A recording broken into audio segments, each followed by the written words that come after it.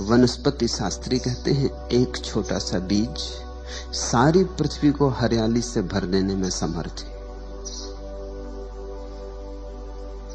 और एक छोटे से अज्ञान के बीज ने मनुष्य को परिपूर्ण अंधकार से भर दिया है।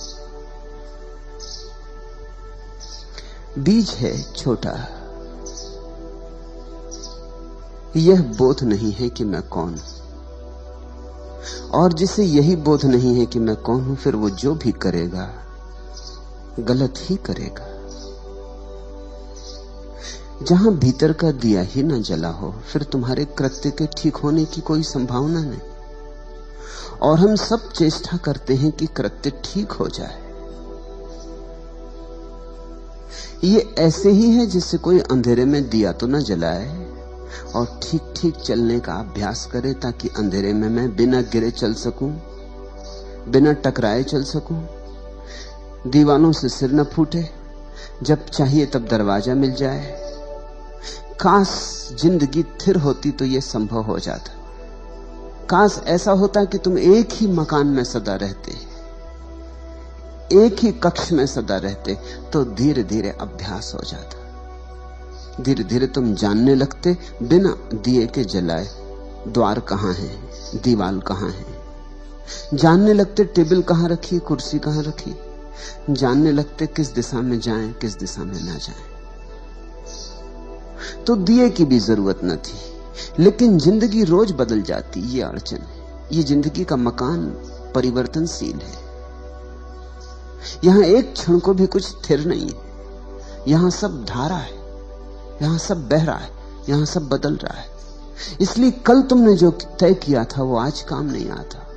आज जो तुम अनुभव करोगे वो कल काम में नहीं आएगा। दिया तो जलाना ही होगा।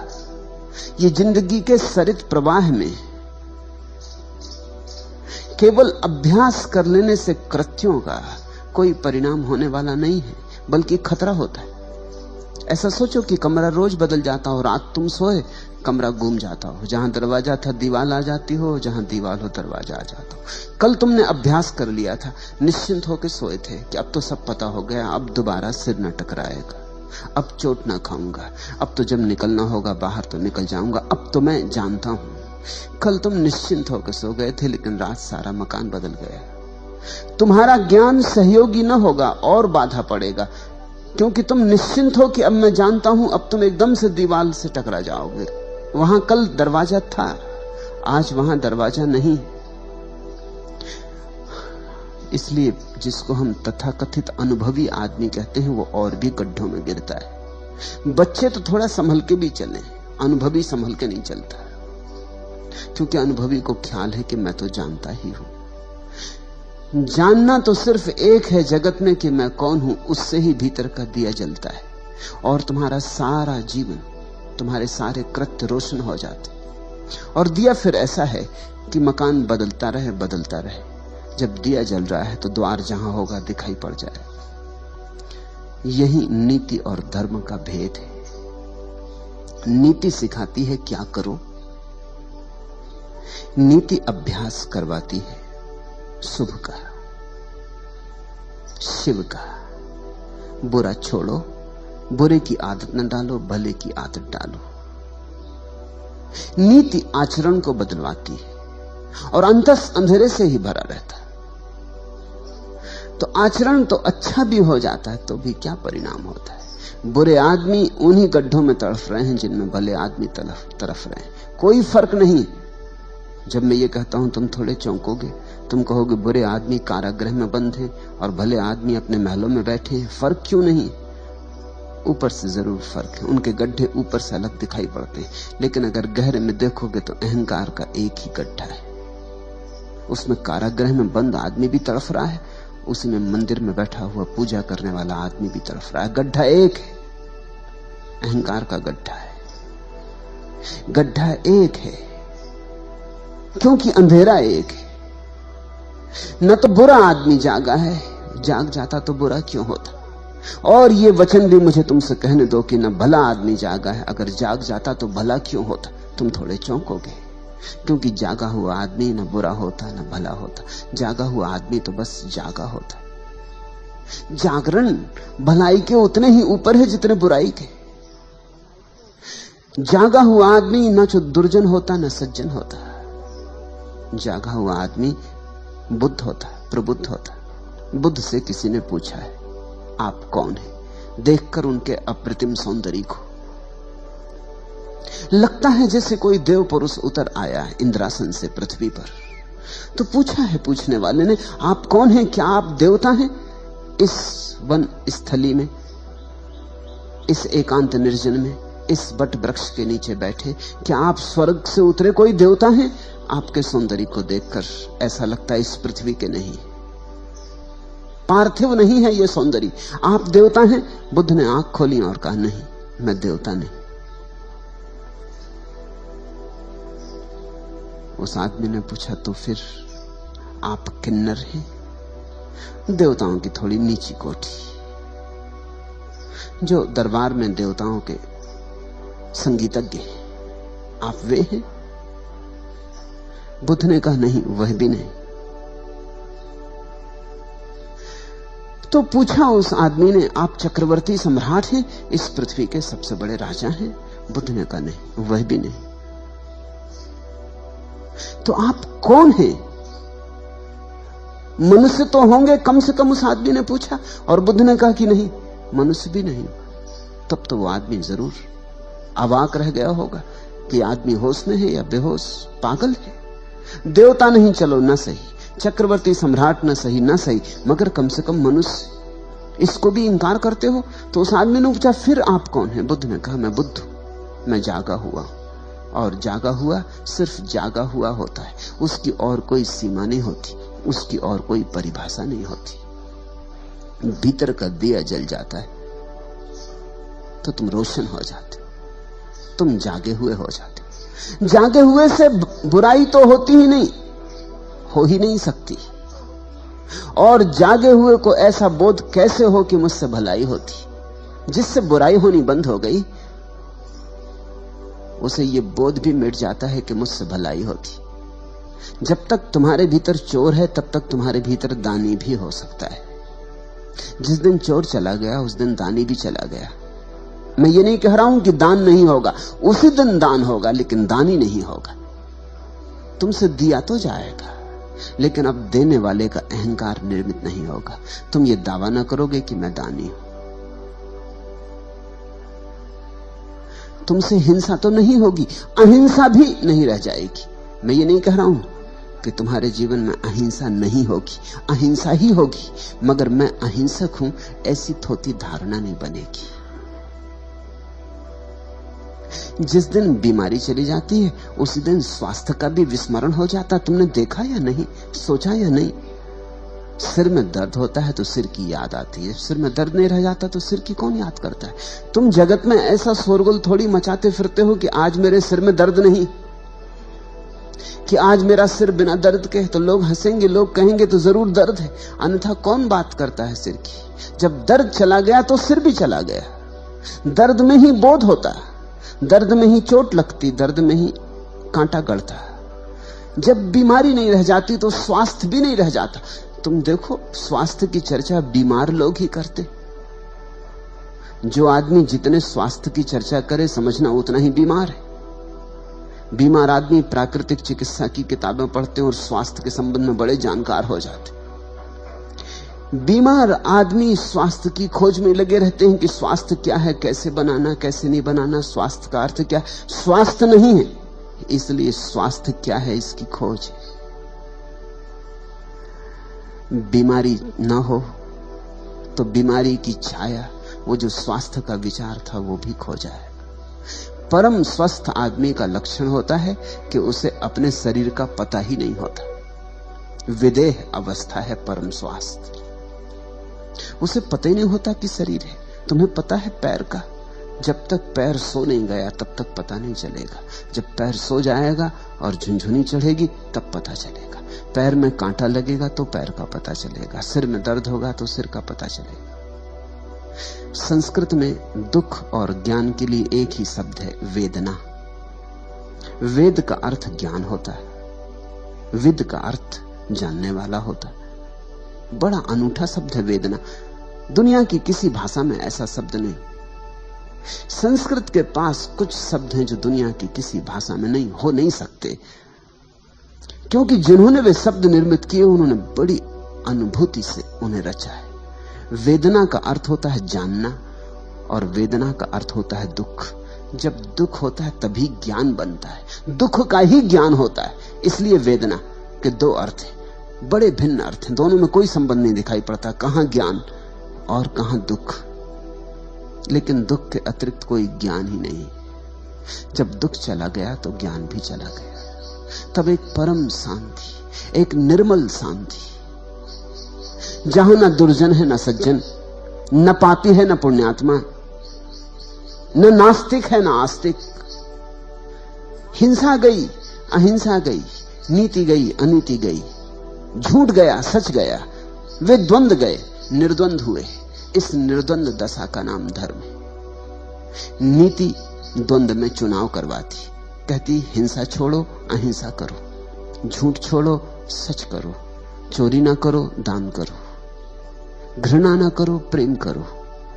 नीति कृत्य सिखाती, ठीक कृत्य सिखाती। धर्म कृत्य की बात ही नहीं। धर्म को आचरण से कुछ लेना देना नहीं। धर्म अपूर्व क्रांति है। धर्म कहता है सिर्फ भीतर का दिया जले, फिर सब हो जाएगा, अपने से हो जाएगा, अपने से ही हो जाता है, फिर तुम्हें कुछ करना नहीं पड़ता। इसलिए परम ज्ञानियों ने तुम्हें जीवन और आचरण के नियम नहीं दिए, उन्होंने तो सिर्फ कैसे भीतर का दिया जल जाए इसकी प्रक्रिया थी। उस प्रक्रिया का नाम ही ध्यान है। तुम पूछते हो कि क्या है हमारा मौलिक गंवारपन, क्यों कहते पलटू अजहू चेत गंवार। अब जाग। चेत शब्द को समझो। चेत का अर्थ जागना भी होता, चेत का अर्थ चेतना भी होता। चेत का अर्थ होता है सावधान। खूब सो लिए, आंख खोलो, जागो। काफी सो लिए, अब तक सोए ही रहे। कभी बुराई में सोए, कभी भलाई में सोए। ऐसा समझो कि रात तुम सपने देखते हो। कभी सपना देखते हो कि साधु हो गए, हाथ में कमंडलू लिए भिक्षा मांगने निकले हो, और कभी सपना देखते हो कि हत्यारे हो गए, चोर हो गए और डांका डालने निकले हो। नैतिक व्यक्ति कहेगा अच्छा सपना देखो, साधु बनो, असाधु ना बनो। धार्मिक आदमी कहेगा सपने सब सपने हैं, चाहे तुम चोर बनो सपने में और चाहे साधु बनो, क्या फर्क है? सुबह जाग के पता चलेगा दोनों झूठे थे। इसलिए धार्मिक व्यक्ति कहता है अब जागो, सपने कब तक बदलते रहोगे? ऐसे ही हम सपने बदलते रहे। एक सपने से थक जाते हैं तो विपरीत सपना देखने लगते हैं। रोज हो रहा है ऐसा। जब तक मन की इस अवस्था को तुम ठीक से ख्याल में ना लोगे, जागोगे नहीं।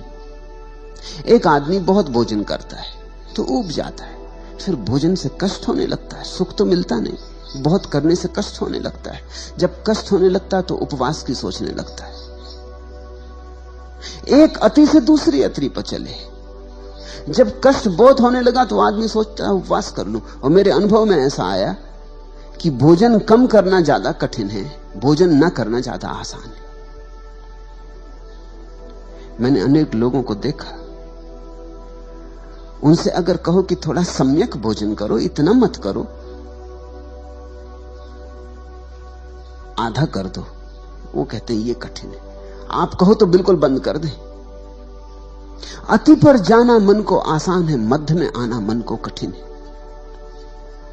निश्चित ही जब खूब दुख भोग लिया जाता भोजन करके, पेट में दर्द है और सिर भारी है और दिल में आलस्य छाया रहता और प्रतिभा में निखार नहीं रह गया, सब धुंधला धुंधला हो गया, अंधेरा अंधेरा, और शरीर बेढब हुआ जाता, शरीर सौंदर्य खोए देता है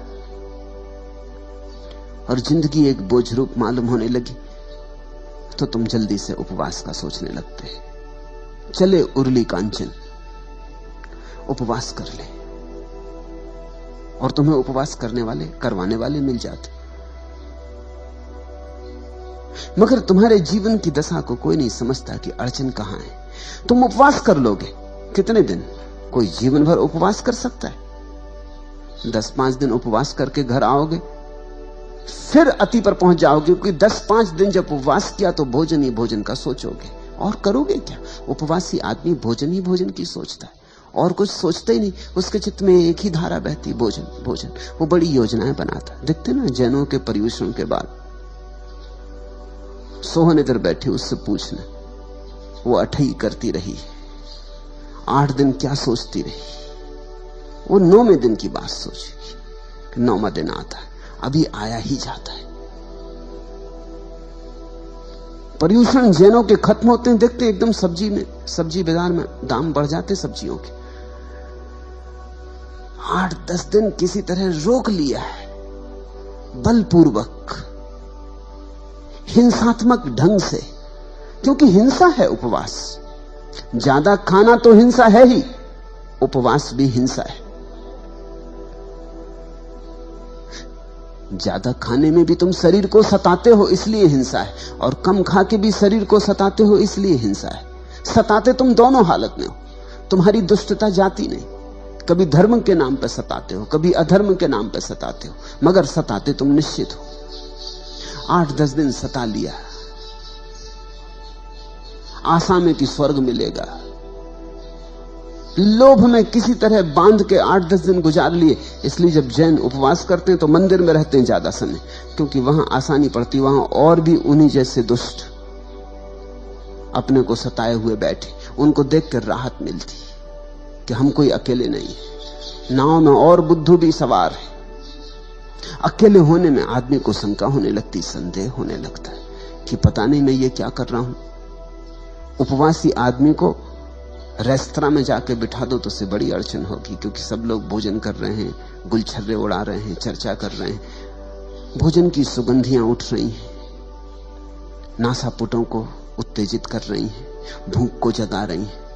उपवासी आदमी रेस्तरां में जाके नहीं बैठता, मंदिर जाता है। वहां भोजन से दुनिया बिल्कुल दूर है। वहां ना भोजन की गंध उठती, ना कोई भोजन करता, ना कोई भोजन लाता।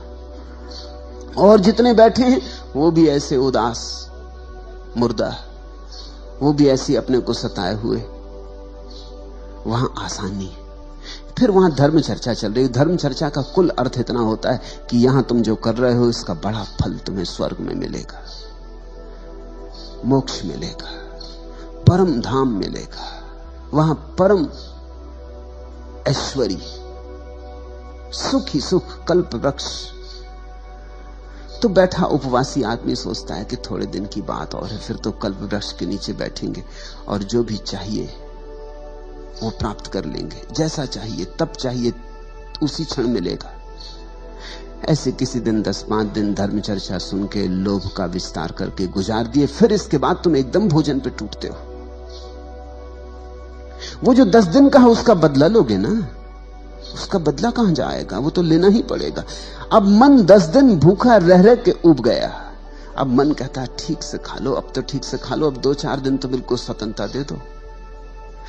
तो जितना उपवास में वजन गिरता है उसके 5-7 दिन के भीतर उतना वजन वापस बढ़ जाता है, थोड़ा ज्यादा ही बढ़ जाएगा, क्योंकि उपवास भूख को भी जगा देता है और शरीर को राजी कर देता है ज्यादा पचाने के लिए। तो शरीर झपट्टा मार देता है, जल्दी पचाने लगता है, जल्दी खाने लगता है, पाचक रस जल्दी छूटते हैं, ज्यादा छूटते हैं। तो तुम देखोगे उपवास में वजन गिर जाएगा, 2-4 दिन में वजन फिर उतना ही हो जाएगा, थोड़ा ज्यादा भला हो जाए, कम तो नहीं होने वाला। फिर तुम सोचने लगोगे कुछ महीनों के बाद उपवास कर ले। ऐसा मनुष्य का द्वंद्व है। स्त्रियों के पीछे भागते भागते परेशान हो गए, एक दिन तय करते हुए स्त्रियों को छोड़कर जंगल भाग जाएं। ये स्त्री नरक का द्वार है। या पुरुषों के पीछे बहुत ज्यादा सिर फोड़ा फाड़ी हो गई है, सब देख लिया संसार, कुछ रस नहीं पाया, अब सोचते हैं कि अब छोड़ छाड़ दें, इस सब से हट जाएं। मगर अति से दूसरी अति, तो नीति तुम्हें एक अति से दूसरी अति पर ले जाती, क्रांति नहीं हो पाती।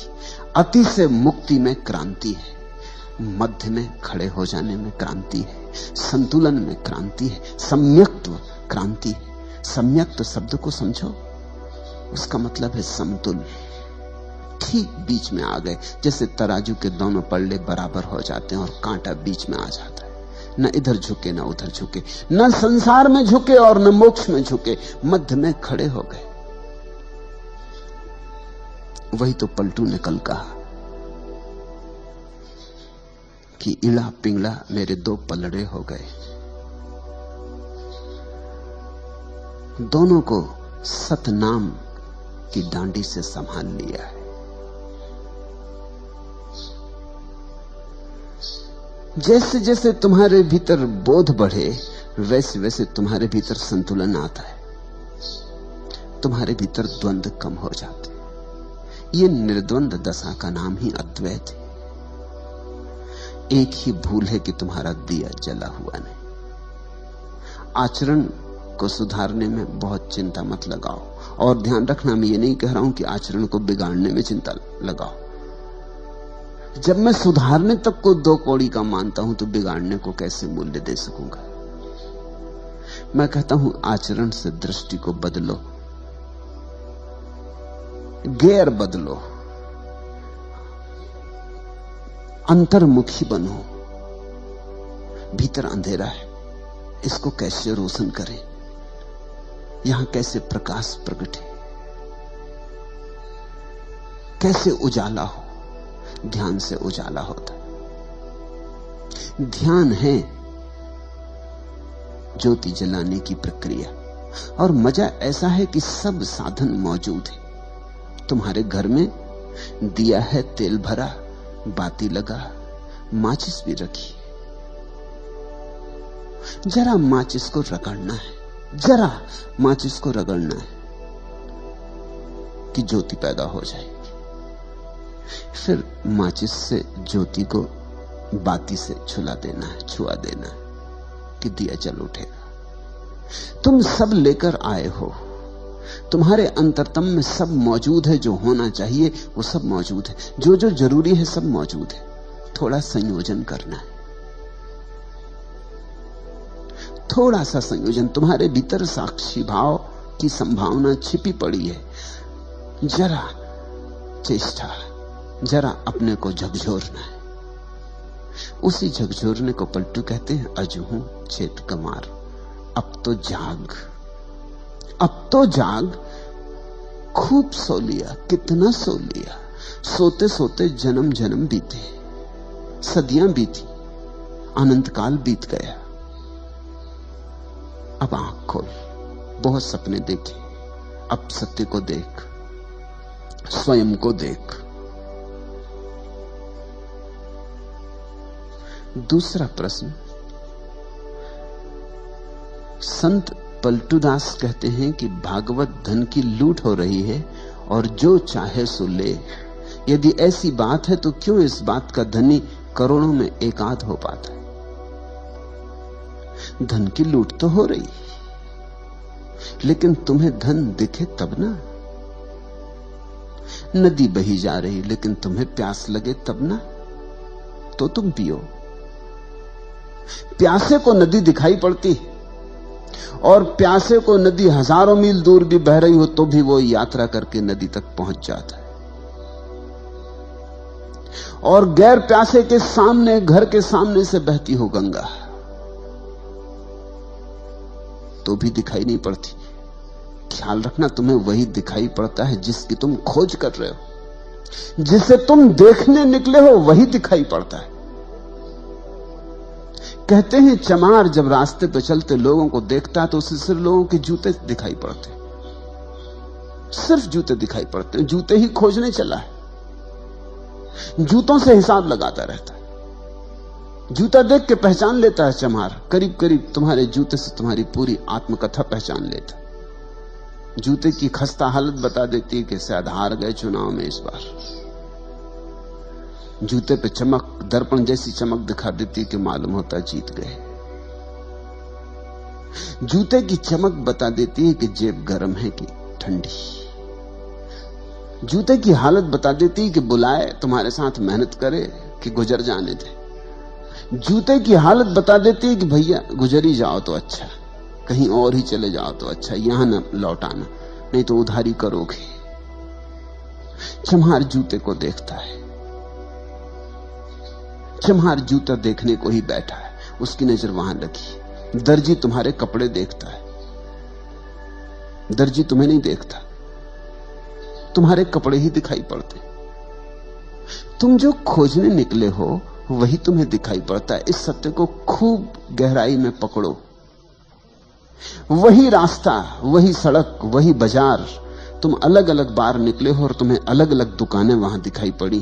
तुमने कभी सोचा? जीवन के छोटे छोटे तथ्यों पर विचार करो और वहां से बड़े तथ्यों की पकड़ आएगी। जब तुम भूखे होते हो तो भोजनालय और रेस्तरां और होटल यही दिखाई पड़ते। उपवास करके एक दिन जाओ बाजार में और तुम पाओगे अरे इतने रेस्तरां हैं यहाँ, इतनी होटलें, इतनी दुकानों पर भोजन बिक रहा है। ये तुम्हें कभी ख्याल में ना आया था। तुम भरे पेट निकले थे, ख्याल में आने का कोई कारण न था। फिर एक दिन भरे पेट जाओ, फिर वो दिखाई ना पड़ेंगे। जिसकी काम वासना पीड़ित है उसे रास्ते पर पुरुष नहीं दिखाई पड़ेंगे, स्त्रियां दिखाई पड़ेंगी। उसे पुरुष छूट ही जाएंगे, पुरुषों को वो मद्देनजर कर जाएगा। वो गुजरेंगे जरूर लेकिन उनकी कोई छाप ना बनेगी। लेकिन जिसकी काम वासना तृप्त है उसे स्त्री पुरुषों से कोई भेद नहीं पड़ेगा। और जो काम वासना के पार जा चुका है उसे तो यह भी भेद करना मुश्किल हो जाएगा कि कौन स्त्री है कौन पुरुष है। स्त्री पुरुष का भेद तुम तभी तक करते हो जब तक तुम्हारे भीतर तलाश है, तुम्हारे भीतर वासना प्रदीप्त है। नहीं तो कौन चिंता करता है? तुमने ख्याल किया? तुम वही देखते हो जो तुम खोज रहे हो। तो पलटू तो कहते हैं कि भागवत धन की लूट हो रही, ये सामने ढेरी लगी है, लूट सको तो लूट लो। खड़े खड़े क्या देख रहे हो? पलटू कहते। लेकिन जो खड़े खड़े देख रहा है उसको वहां धन दिखाई नहीं पड़ रहा, उसे वहां कुछ भी दिखाई नहीं पड़ रहा है। या यह भी हो सकता है कि जो लूट रहे हैं वो उसे पागल मालूम होते हो, क्योंकि जब उसे धन नहीं दिखाई पड़ता और ये टूटे पड़ रहे हैं तो पागल ही तो मालूम होंगे। ये किस चीज पे टूटे पड़ रहे हैं? यहां कुछ भी तो नहीं है। उसे लगेगा ये सब मन की कल्पना के जाल में पड़ गए। ऐसी तो होता है, तुम यहां बैठे हो, जो लोग यहां नहीं है वो तुम्हें पागल समझते, वो पागल समझेंगे ही। वो कहेंगे किस कल्पनाओं में पड़े हो। अरे यथार्थ जगत को देखो, किस सम्मोहन में उलझ गए हो, किसकी बातों में उलझ गए हो। ये सब बातें हैं, इनमें मत उलझ जाना, नहीं तो घर गृहस्थी खराब हो जाएगी। बाल बच्चों को देखो, पत्नी को देखो, परिवार को देखो, अपने कर्तव्य का ध्यान रखो, यथार्थ को देखो। ये किन बातों में पड़े हो? इतना समय दुकान पर लगाओ, बाजार में लगाओ, कुछ कमाओ। कमाई हाथ में आएगी तो कुछ काम आएगी। ये धर्म चर्चा, तत्व चर्चा, ये किस काम में आएगी? इसकी रोटी बनाओगे कि कपड़े बनाओगे, किससे छप्पर बनाओगे? इससे बच्चों का पेट नहीं भरेगा और न पत्नी के लिए साड़ी खरीद सकोगे। किस झंझट में पड़ गए हो? लोग तुम्हें समझाते हैं, लोग तुम्हें कहते होंगे अभी भी लौट आओ, अभी ज्यादा नहीं गए हो, नहीं फिर पीछे लौटना मुश्किल हो जाएगा, कहीं ज्यादा मत उतर जाना इसमें, होश हवास ना खो देना, औरों ने खो दिया है। उनकी बात भी ठीक तो है, उनकी तरफ से ठीक ही है। अब यहां लोग मेरे पास आए हैं, दूर दूर से आए, कोई जापान से है, कोई जर्मनी से है, कोई ईरान से है, कोई इथोपिया से है, कोई अमेरिका से है, कोई स्वीडन से आया है, कोई इंग्लैंड से है, कोई इटली से है। दूर दूर से लोग आए, करीब करीब जमीन के हर तरफ से लोग यहां मौजूद हैं, सिर्फ चीन और रूस को छोड़ के, क्योंकि वहां से आ नहीं सकते। लेकिन मेरे पड़ोसी भी हैं यहां पूना में, वो नहीं आए। वो समझते हैं सब पागल हो गए हैं, इनका दिमाग खराब हो गया। और उनकी बात में भी सच्चाई है, उनकी तरफ से सच्चाई है। उनको यहां कुछ दिखाई नहीं पड़ता, यहां धन लुट ही नहीं रहा है। धन तो वे कमा रहे हैं, तुम तो यहां बैठे बैठे धीरे धीरे निर्धन हो जाओगे।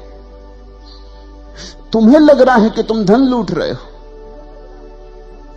तो एक बात समझो, धन और धन भी तो देखना पड़ता है। जिन्हें बाहर की वस्तुओं में धन दिखाई पड़ता, उन्हें भीतर की वस्तुओं में धन नहीं दिखाई पड़ता। जिन्हें भीतर की वस्तुओं में धन दिखाई पड़ जाता, उन्हें बाहर की वस्तुओं में धन नहीं दिखाई पड़ता। बुद्ध ने अपना राजमहल छोड़ा तो उनके सारथी ने, जब उन्हें छोड़ने गया जंगल में, उसने उनके पैर पकड़ लिए। सारथी ने, बूढ़ा सारथी, बचपन से बुद्ध को रथ पर घुमाया किया है, बचपन से बुद्ध को बढ़ते हुए देखा है, उसका भी बेटे जैसा लगाव है बुद्ध से। उसने बुद्ध के पैर पकड़ लिए और कहा कि ये क्या कर रहे हो, जंगल में कहां जा रहे हो? इस महल को छोड़कर, इस संगमरमरी महल को छोड़कर, उस सुंदर यशोधरा को, तुम्हारी पत्नी को छोड़कर, उस नए नए पैदा हुए बेटे राहुल को छोड़कर, अपने बूढ़े बाप को छोड़कर तुम जा कहां रहे हो? तुम बूढ़े बाप के हाथ की लकड़ी हो और ये सुंदर महल और ये सारा वैभव जंगल में मिलेगा क्या?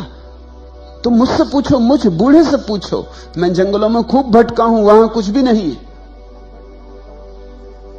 और दुनिया तो महलों की तरफ जाना चाहती। तुम्हारा दिमाग ठीक है, तुम महल से छोड़ के जा रहे हो। कौन नहीं जो राजा ना होना चाहे, और तुम राजा होना तुम्हारे हाथ में और छोड़ के जा रहे हो। वो बूढ़ा रोने लगा। उसकी बात भी तो ठीक है, उस बूढ़े को जंगलों में कुछ भी नहीं दिखाई पड़ता, उसे सब महल में दिखाई पड़ता है। गरीब आदमी का धन महल में मालूम होता है। ये तो कभी किसी अमीर को समझ में आता है कि महल में कुछ भी नहीं। ये तो किसी अमीर के अनुभव में बात उतरती कि यहां कुछ भी नहीं, क्योंकि देख लिया, कुछ पाया नहीं। शोरगुल तो बहुत है, सार बिल्कुल नहीं। बुद्ध हंसने लगे। उन्होंने कहा, तू तेरी तरफ से ठीक कहता है, लेकिन मेरी तरफ से वहां कुछ भी नहीं। वहां से मैं देख के आ रहा हूं। तू तो बाहर बाहर था बूढ़े, तू तो सारथी ही था। मैं भीतर रह के आ रहा हूं, वहां कुछ भी नहीं। और जिन्हें तू महल कहता है, सुंदर आलीशान वैभव से भरे संगमरमर के, उन्हें मैं केवल लपटों में जलता हुआ देख रहा हूं। मुझे जल्दी दूर निकल जाने दे, इसके पहले कि वो मुझे भी खाक कर दें, क्योंकि वो बहुतों को खाक कर चुके। मेरे पिता के पिता और उनके पिता और उनके पिता, वो सब वहीं खाक हो गए। मुझे भाग जाने दे। वहां लपटें उठ रही। वो बूढ़ा देखता है महल की तरफ, वहां कोई लपटें नहीं। ये बड़ी दृष्टियों का भेद है। और बुद्ध ने जो कहा था ठीक ही कहा था, क्योंकि जंगल में ही मिला। जो धन था, परम धन था, वो एक दिन बैठकर जंगल में ही मिला। वो 6 साल की अथक खोज के बाद एक दिन निरंजना नदी के तट पर बट वृक्ष की छाया में बैठे हुए वो धन बरसा। तो एक अदृश्य धन है, तभी तक अदृश्य है जब तक तुम्हारी आंखें बाहर से उलझी। उसी दिन दृश्य हो जाएगा जिस दिन तुम्हारी आंखें बाहर से मुक्त हो गई। दृष्टि की क्रांति चाहिए। तुम पूछते हो, पलटू कहते भागवत धन की लूट हो रही, और जो चाहे सो ले। ठीक कहते हैं, 100% ठीक कहते हैं। बस चाहना ही पर्याप्त है लेने के लिए। जो चाहे सो ले, कोई रोक नहीं रहा है। समाधि का धन ऐसा है कि उसे कोई भी रोक नहीं रहा है, तुम्हें कोई बाधा नहीं डाल रहा है। मगर बड़ा मजा है, जिस धन पर बड़ी बाधाएं हैं, जो तुम्हें मिलना एकदम आसान नहीं, उस पर तुम टूटे पड़ रहे हो। और जो मिल भी गया अगर, तो भी कुछ मिलेगा नहीं, उस पर तुम टूटे पड़ रहे हो, उस पर लूट मची। और जो धन कोई भी छीनने को नहीं मालूम हो रहा, और जो धन इतना है कि सभी को मिल जाए तो भी न्यून नहीं होता, उस धन की तरफ तुम जा भी नहीं रहे हो। तुम सब भागे जा रहे हो बाहर की तरफ। और तुम्हारा धन तुम्हारे भीतर है। तुम्हारा धन तुम हो। तुम्हारे होने में, तुम्हारी सत्ता में तुम्हारा धन है। तुम्हारे शून्य में, तुम्हारे मौन में तुम्हारा धन है। तुम्हारे अस्तित्व में समाया है धन। खजाना लेकर तुम आए हो, चाबी भी तुम्हारे पास है। लेकिन इस चाबी को तुम कभी भीतर की तरफ लगाते नहीं, बाहर की तरफ लगाते हो। यही आंखें जो बाहर की तरफ भाग रही, दूर दिशाओं में दौड़ी चली जा रही, यही आंखें लौटकर अपने धन को खोज लेती। यही हाथ जो और सारे संसार को पकड़ते फिर रहे हैं, इन्हीं हाथों में छिपी ऊर्जा भीतर की तरफ लौट के परम धन को संभाल लेती। लेकिन कोई रोकता नहीं, फिर भी तुम उसके प्यासे नहीं। तुम अभी संसार से थके नहीं हो। तुम्हें लगता है यहां शायद हो, आज नहीं मिला कल मिले।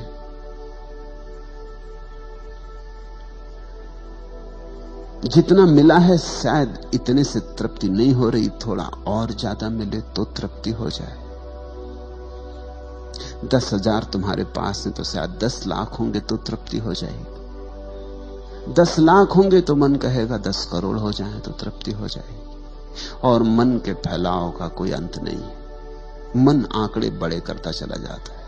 तुम जहां रहोगे वहीं से मन के आंकड़े बाहर और भविष्य की तरफ विस्तीर्ण हो जाएंगे। मन क्षितिज की तरह फैलता चला जाता। मन कभी भी तुम्हें ऐसा मौका न देगा कि अब आगे नहीं।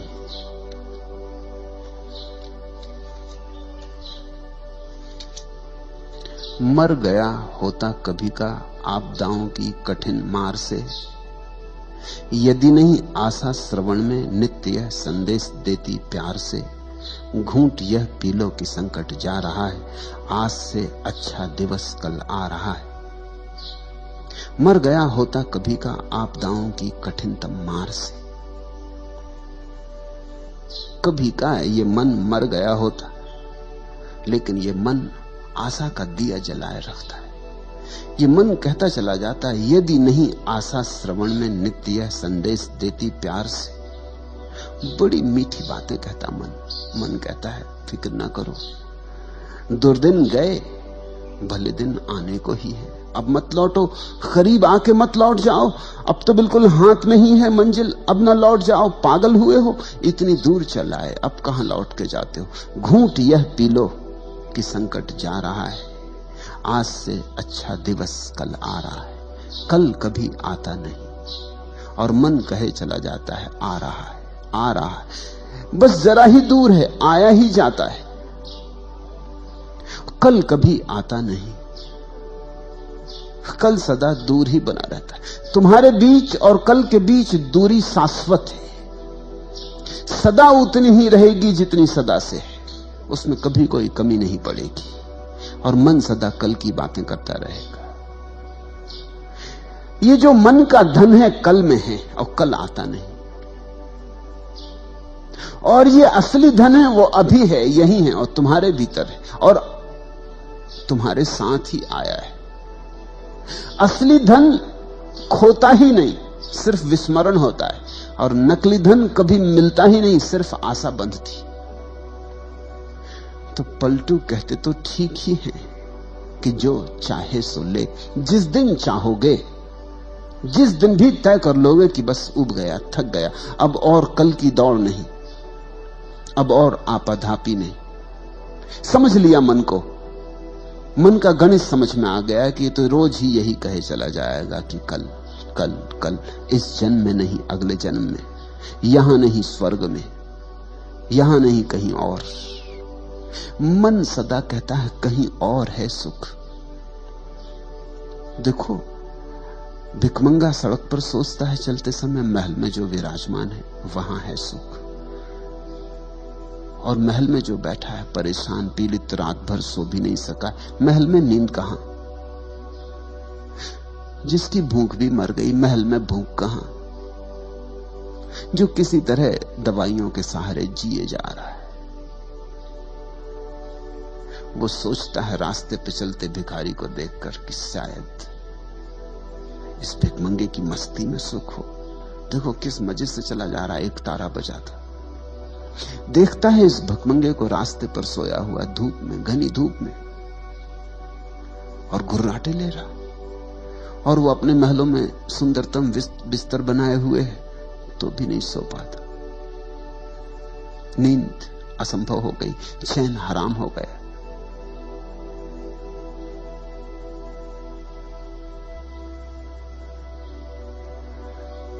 भिखमंगे को देखकर, उसकी चाल को देखकर, उसकी मस्ती को देखकर, उसके निर्द्वंद भाव को देखकर अमीर को लगता है शायद सब छोड़ देने में सुख है। तुम भी ऐसा सोचते हो, इसलिए मैं तुमसे कह रहा हूं सोचना। तुम सदा ऐसा सोचते हो कोई और सुख पा रहा है। शहर में रहने वाला सोचता है गांव में रहने वाले लोग बड़े सुखी। गांव वाले से तो पूछो कभी। गांव वाला लाख कोशिश कर रहा है कि कैसे शहर पहुंच जाए। बंबईया सोचता है कि कैसे गांव पहुंच जाए, गांव वाला सोचता है कैसे बंबईया हो जाए। गांव वाले की एक ही आशा लगी, कभी बंबई पहुंच जाए। और बंबई वाला सोचता रहता है, कविताएं भी पढ़ता है। वो बंबई ही लिखते, वो कविताएं भी बंबई में रहने वाले लोग लिखते हैं, गांव के सौंदर्य की, गांव की प्रकृति की, गांव के निसर्ग की। गांव जाते नहीं वो। कौन रोक रहा है तुम्हें गांव जाने से? मैं दिल्ली में था और एक हिंदी के बड़े कवि मुझे मिलने आए। उन्होंने एक कविता सुनाई, गांव की बड़ी प्रशंसा। मैंने उनसे पूछा कविता तो ठीक है, मगर एक सवाल पूछूं, नाराज तो ना होंगे? उन्होंने कहा कि नहीं। वो सोचे कि शायद मैं कविता के संबंध में कुछ पूछ रहा हूं। मैंने कहा तुम्हें रोकता कौन? दिल्ली में तुमसे कह कौन रहा कि तुम रहो? कोई दिल्ली तुम्हारे पीछे पड़ी? तुम गांव जाते क्यों नहीं? वो तो जरा चौंके। 10-5 और लोग बैठे थे, वो जरा बेचैन भी हो गए। इसका उत्तर क्या दें? रोकता कौन है तुम्हें? अभी निकल जाओ, टिकट की दिक्कत है। तो मैं जिनके घर में ठहरा था, मैंने उनको टिकट का इंतजाम कर दे, इनको अब जाने दें। न पत्नी है न बच्चे, दिल्ली में भी घर द्वार नहीं है, होटल में रहते, काहे परेशान हो? कौन से गांव जाना है? मैंने उनसे पूछा। उन्होंने कहा आप भी खूब है, क्या मुझे भेज ही देंगे? किस गांव की ये तस्वीर तुमने उतारी? कहने लगी किसी गांव की नहीं, तो गांव मात्र की। मैंने कहा फिर भी तो कोई गांव ये कहीं है जमीन पर, वहां तुम्हें भेज दें और तुम दोबारा लौट के दिल्ली मत आना। उन्होंने कहा कि ये तो कविता है, आप भी इसको बड़ी गंभीरता से ले रहे हैं। मैं तो समझा कि इतनी तुमने मेहनत की है, रात देर तक जगे होगे, कविता लिखी है, जोड़ तोड़ किया, शब्द बनाए, तो कुछ मतलब की होगी। कौन रोकता है? लेकिन ये गांव जाते नहीं, ये गांव से ही आए और इनको भली भांति पता है कि गांव का सौंदर्य कैसा है।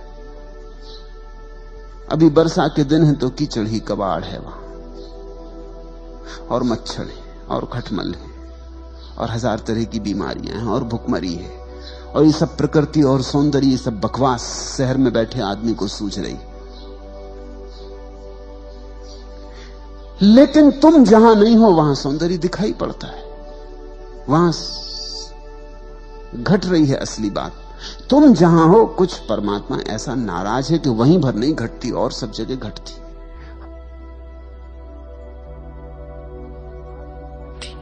हर दूसरे की शक्ल तुम्हें हंसती हुई मालूम पड़ती, और तुम भी भली भांति जानते हो कि तुम जब घर से निकलते हो तो आईना में देख दाख के चेहरा बना बनू के तुम भी मुस्कुराते निकलते हो। फिर भी तुम्हारी अकल में नहीं आता कि ऐसे सब भी मुस्कुराते निकलते हैं घर से। ये धोखा है, कोई मुस्कुरा नहीं रहा है, ये सब रो रहे हैं। ये भीतर के आंसुओं को छिपा लेने की तरकीब है, ये आवरण है, ये मुस्कुराहट। क्योंकि रोना जरा अभद्र होगा, और कौन अपनी बेइज्जती कर पाए? रास्ते पे खड़े होकर रोना, कौन अपनी दीनता दिखाए? शर्मा रहे हैं अपने रोने से, तो मुस्कुराहट पोत कर निकले। छुपा ली हैं झुर्रियां जीवन की, पाउडर में, लाली में लगा के किसी तरह छुपा लिए हैं अपने आंखों के अंधेरे, सुरमा काजल में किसी तरह बंधन के बाहर आ गए। इनको देख के दूसरे मोहेंगे और सोचेंगे गजब, तो ये आदमी ने पा लिया मालूम होता, ये आदमी ऐसी मस्ती से चला जा रहा। इससे तो पूछो, इसके भीतर तो झांको, और इसके भीतर झांकने की कोई जरूरत नहीं, तुम अपने भीतर झांको, तुम भी तो यही कर रहे हो।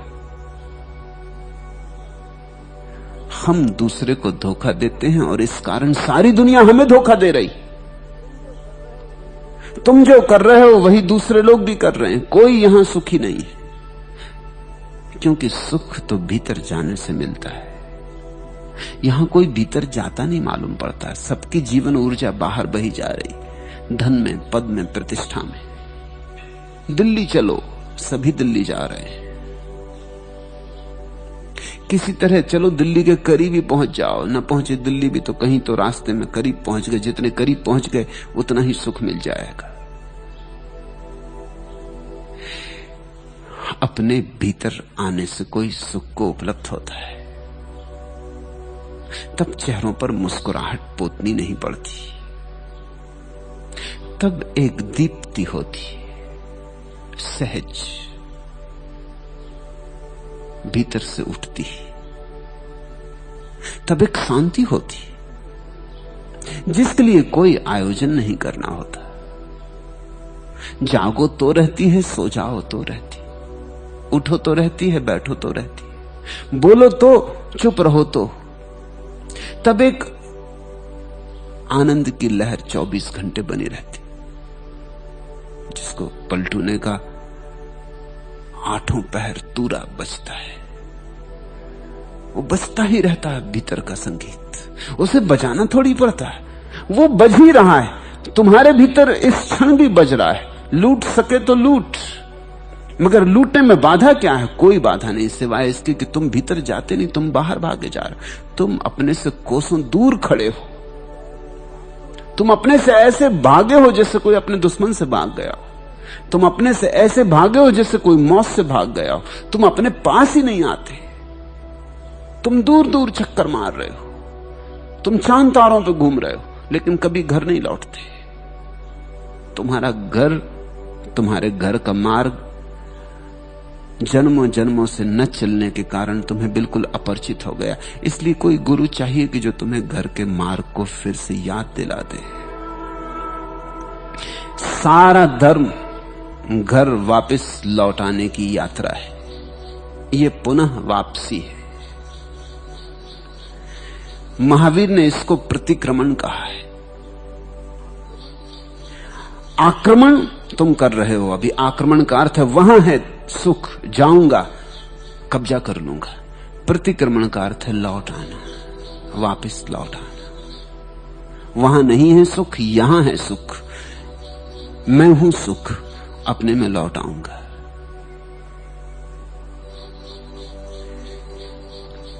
पलटू कहते हैं इतनी ही बर जरूरत है कि तुम चाहो। पर चाह कैसे पैदा हो? चाह तभी पैदा होगी जब तुम अपनी बाहर की चाह की घनीभूत पीड़ा को देखो। तुम क्या कर रहे हो?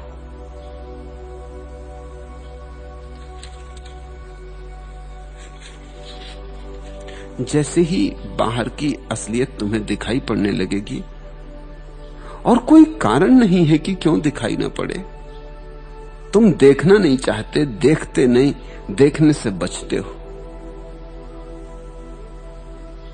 प्रत्येक अनिश्चय से कुछ नष्ट होता हूं, प्रत्येक निषेध से कुछ खाली, प्रत्येक नए परिचय के बाद दूना अपरिचित, प्रत्येक इच्छा के बाद नई तरह से पीड़ित। हर अनिर्दिष्ट चरण निर्दिष्ट के समीपतर पड़ता है। हर आसक्ति के बाद मन उदासियों से घिरता है। जागो और जरा देखो, हर अनुरक्ति मुझे कुछ इस तरह बिता जाती है मानो फिर जीने के लिए कोई भविष्य नहीं बचता है।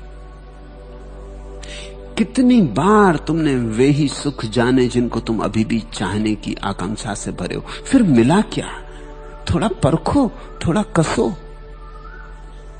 एक स्त्री के, सुंदर स्त्री के प्रेम में पड़ गए थे कि सुंदर पुरुष के प्रेम में पड़ गए। फिर मिल गई सुंदर स्त्री, फिर क्या हुआ? एक बार लौटकर देखो, विश्लेषण करो, फिर हुआ क्या? कहां खो गया सौंदर्य, कहां खो गई सुंदर स्त्री, कहां खो गया प्रेम? हाथ में राख रह गई, अंगार भी तो नहीं। और अब फिर तुम योजना बना रहे हो। मुल्ला नसरुद्दीन की पत्नी मर गई तो उसके एक मित्र ने 3-4 दिन बाद पूछा कि मुल्ला, बहुत दुखी मालूम पड़ते हो। तुम्हारे दुख को देख के तो ऐसा लगता है कि अब तुम दोबारा विवाह नहीं करोगे। मुल्ला ने कहा क्षमा करें, मेरे जीवन भर का अनुभव यह है कि अनुभव पर सदा आशा की विजय हो जाती। अनुभव पर आशा की विजय। मित्र ठीक ही कह रहा था, लेकिन मुल्ला जीवन का एक गहरा अनुभव बता रहा। वो कह रहा अनुभव पे आशा की विजय हो जाती। इस पत्नी के साथ सिवाय दुख के और कुछ भी नहीं जाना। तुम भी जानते, मैं भी जानता, लेकिन पता नहीं किसी दूसरी स्त्री के साथ सुख मिलना बदा हो। अनुभव पर आशा की विजय। और ऐसा भी नहीं है कि एक आध बार ऐसा हुआ हो, हर बार ऐसा हुआ। तुम अनुरक्त थे एक भवन में, एक मकान के खरीद लेने में, फिर तुमने बड़ी मेहनत की, वर्षों श्रम उठाया, धन कमाया, चोरी चपाटी की, बेईमानी की, धोखाधड़ी की, सब जालसाजियां की, किसी तरह उस मकान को पाने में समर्थ हो गए। फिर क्या हुआ? मिला सुख, पहुंचे किसी आनंद में, कोई मग्नता बरसी, कोई फूल खिले, फिर खाली के खाली, फिर राख के राख, फिर सोचने लगे कि कोई दूसरा मकान। ऐसे तुम जीवन के हर अनुभव से गुजरे हो, बहुत बार गुजरे हो,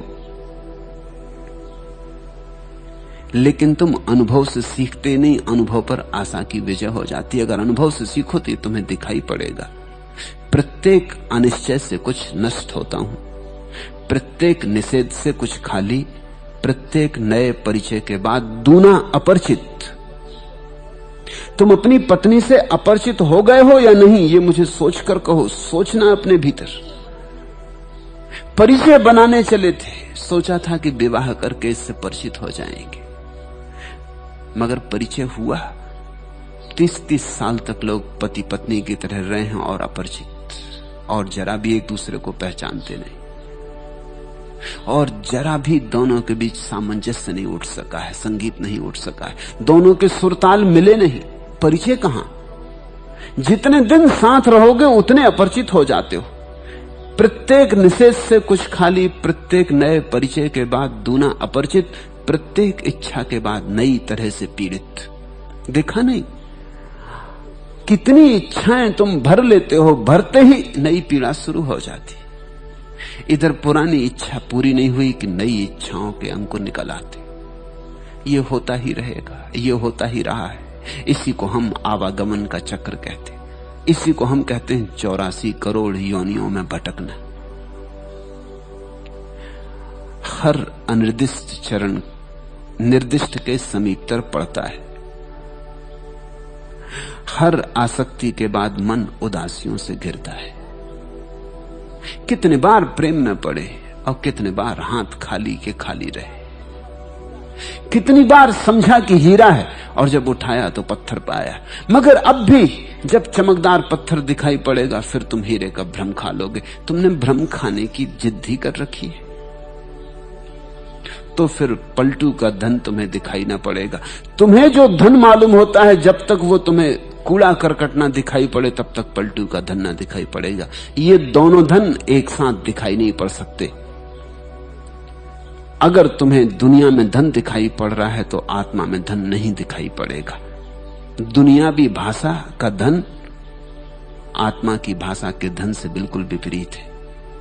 और जिस दिन तुम्हें दुनिया में कोई धन ना दिखाई पड़ेगा उस दिन देर नहीं है, फिर एक क्षण में लौटना हो जाता है। तुम्हें भीतर का धन दिखाई पड़ने लगेगा।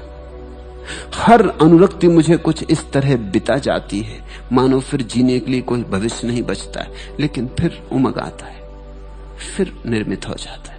जरा देर के लिए तुम उदास हो जाते हो, जरा देर के लिए थक जाते हो, रात सो लेते हो, सुबह फिर उमंग से भर जाते हो, फिर दौड़ धूप, फिर संसार, फिर फैलाव, फिर कल्पना के जाल। अगर तुमने जीवन के सारे दुखों को ठीक ठीक देखा तो उनका इकट्ठा परिणाम यह होता है कि संसार दुख है। यह बात जितनी सघन होकर तुम्हारे प्राणों पर खुद जाती है, अंकित हो जाती है, उतनी ही जल्दी पलटू की बात तुम्हें समझ में आ जाएगी। कुछ इस कदर है गमे जिंदगी से दिल मानूस, खिजा गई तो बहारों में भी जी नहीं लगता। अगर सच में तुम जिंदगी के दुखों को समझ लो, कुछ इस कदर है गमे जिंदगी से दिल मानूस। अगर तुम्हारा दिल जीवन के सारे दुखों से इस भांति जागरूक हो जाए, देख ले, ठीक ठीक देख ले, पहचान ले, सब पर्दे उघाड़ के पहचान ले कि कहीं कोई सुख नहीं है। कुछ इस कदर है गमे जिंदगी से दिल मानूस, खिजा गई तो बहारों में भी जी नहीं लगता। फिर तो पतझड़ चले जाने की तो बात ही छोड़ो, जब बहार भी आ जाएगी तो भी जी नहीं लगेगा। अभी तो तुम्हें जहां कोई सुख नहीं है वहां भी सुख मालूम होता है। अभी तो दुख में भी सुख का भ्रम होता है। फिर असली सुख भी सामने खड़ा हो जाए संसार का तो भी तुम्हें दुख दिखाई देगा, क्योंकि अब तुम जानते हो ये सब धोखे हैं। संसार ने बहुत बार धोखा दिया है। ये भ्रामक जाल है, ये मृग मरीचिका है। ऐसा तुम्हें दिखाई पड़े और कोई कारण नहीं कि क्यों दिखाई ना पड़े। अगर तुम देखना चाहो तो अभी दिखाई पड़े, यहीं दिखाई पड़े। मैं कुछ ऐसी बात नहीं कह रहा हूं कि तुम सोचना कल, विचारना, देखना। तुम जिए हो, काफी जी लिए हो, सब अनुभव दोहर चुके हैं। अनुभव कितने थोड़े हैं, जरा सोचो तो। दो चार बातें आदमी दोहराता रहता है। वही क्रोध कितनी बार कर चुके, 1000 बार कर चुके, 1,00,000 बार कर चुके। अब कब तुम्हें अनुभव होगा?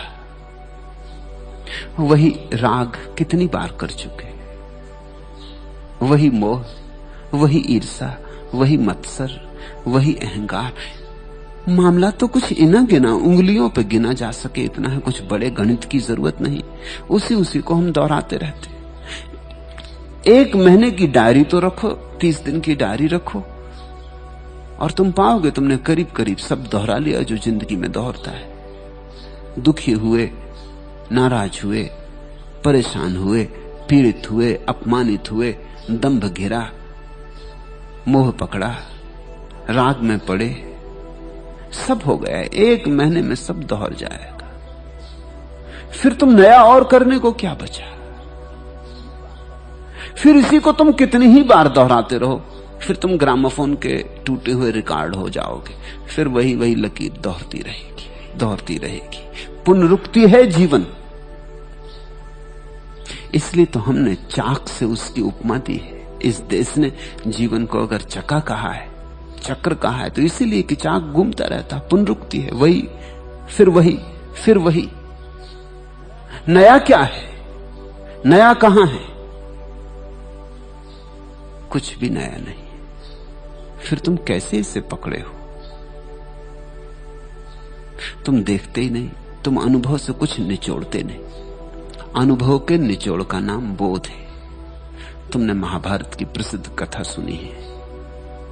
पांडव जंगल में भटक गए, पानी नहीं मिला है, एक झील पर खोजने गए। पहला भाई गया, लेकिन झील पर झुकता ही था पानी भरने को कि कोई यक्ष ने वृक्ष से आवाज दी कि रुक, पहले मेरे प्रश्न का उत्तर दे दे। अगर मेरे प्रश्न का उत्तर बिना दिए तूने पानी भरने की कोशिश की तो यहीं गिर पड़ेगा और मर जाएगा। क्या प्रश्न है? और उस यक्ष ने कहा कि अगर मेरे प्रश्न का गलत उत्तर दिया तो भी पानी ना भर सकेगा, नहीं तो मर जाएगा। ठीक उत्तर देगा तो ही पानी भर सकेगा। ये मेरे जीवन मरण का प्रश्न है, उस यक्ष ने कहा। मैं तब तक इसी वृक्ष पर कैद रहूंगा जब तक मुझे ठीक उत्तर नहीं मिल जाता। इसलिए मैं किसी को पानी भी नहीं पीने दूंगा जब तक मुझे ठीक उत्तर कोई दे ना दे। नहीं तो मेरी जिंदगी यहीं बंधी है, जन्मों से मैं यहीं अटका हूं। क्या प्रश्न है पूछा? तो उसने प्रश्न कई पूछे। उसमें पहला प्रश्न बड़ा अद्भुत है, बड़ा सीधा सरल और बड़ा कठिन भी। पहला प्रश्न यही कि आदमी के संबंध में सबसे ज्यादा आश्चर्य की बात क्या है? कुछ उत्तर दिया होगा, वो सही उत्तर नहीं था। फिर भी पानी भरने की कोशिश की तो पहला भाई मुर्दा होकर गिर पड़ा। ऐसे 4 भाई आए और मुर्दा होकर गिर पड़े, एक के बाद एक। फिर युधिष्ठिर अंत में आए। चारों भाई गए और लौटते नहीं, और सांझ हुई जाती। क्या हुआ? पहुंचे तो उस यक्ष ने फिर कहा चारों की लाशें पड़ी। उस यक्ष ने कहा मेरे प्रश्नों का उत्तर चाहिए। युधिष्ठिर ने जो उत्तर दिया है वो सीधा सरल उत्तर है। यही जो सारे संत सदा कहते रहे, फिर भी तुमने सुना नहीं। युधिष्ठिर ने कहा, आदमी के संबंध में सबसे आश्चर्य की यही बात है कि वो अनुभव से सीखता नहीं। उत्तर सही था, यक्ष मुक्त हो गया। युधिष्ठिर ने पानी भर लिया। युधिष्ठिर ने प्रार्थना की, मेरे भाइयों को भी जिला दे। वो भाई भी जिला दिए गए। यक्ष प्रसन्न था क्योंकि वो वृक्ष में बंधा था, आबद्ध कीला गया था, ठोका गया था, वो मुक्त हो गया। ये छोटा सा पाठ, तुम सोचते हो अगर तुम पानी भरने गए होते उस झील पर तो जिंदा लौट सकते थे। तुम ये उत्तर देते, ये उत्तर तुम्हारे जीवन से उठता नहीं उठता तो तुम भी उसी मूर्खता में पड़े हो जिसमें सारे लोग पड़े। अनुभव सभी को होते हैं। जो अनुभवों को निचोड़ निचोड़ के इत्र बना लेता है, हर अनुभव से इत्र निचोड़ लेता है। ख्याल करना, फूल हैं, तुम फूलों को इकट्ठा ना कर सकोगे। फूल तो आए और गए, सुबह थे सांझ ना रहे, अभी हैं अभी कुम्हला जाएंगे। फूलों को कोई संभाल के नहीं रख सकता। तिजोरी में बंद भी कर लोगे तो सड़ जाएंगे, राख रह जाएगी कुछ दिन बाद, सुगंध तो नहीं बचेगी, दुर्गंध हो सकती है। लेकिन फूलों को बचाने का एक उपाय है, इत्र निचोड़ लो, उनका सार निचोड़ लो, उनकी गंध निचोड़ लो। फूल तो मर जाएंगे लेकिन इत्र सदियों तक रह सकता है, इत्र शाश्वत हो सकता है। ऐसे ही अनुभव के फूल हैं। आज क्रोध किया, ये एक फूल है, इसमें से निचोड़ लो कुछ बोध, कुछ काम की बात, कुछ सार की बात। इसको ऐसे ही मत जाने दो। आज प्रेम किया, इसमें से निचोड़ लो कुछ काम की बात, एक फूल खिला। आज अपमानित हुए, नाराज हो गए, मूर्छित हो गए, अनाप शनाप बकने लगे, अनर्गल व्यवहार किया, विक्षिप्तता प्रकट की, ये फूल है, निचोड़ लो कुछ। ऐसे रोज रोज हर अनुभव के फूल से अगर निचोड़ते गए तो बोध का इत्र इकट्ठा होता है, तो बुद्धिमान होता है आदमी। बुद्धिमान आदमी शास्त्रों से नहीं होता। बुद्धिमानी जीवन के शास्त्र को अनुभव करने से आती, और सबको ये शास्त्र मिला है। ये जीवन सबके पास एक जैसा है, गरीब के पास, अमीर के पास, ग्रामीण के पास, शहरी के पास, पढ़े लिखे के पास, गैर पढ़े लिखे के पास, सबके पास एक सा जीवन है, क्योंकि जीवन के अनुभव एक से। पर बहुत थोड़े से लोग इसमें से इत्र निचोड़ते हैं। जो इत्र निचोड़ते हैं उनको पलटू की बात जज जाएगी, समझ में आ जाएगी।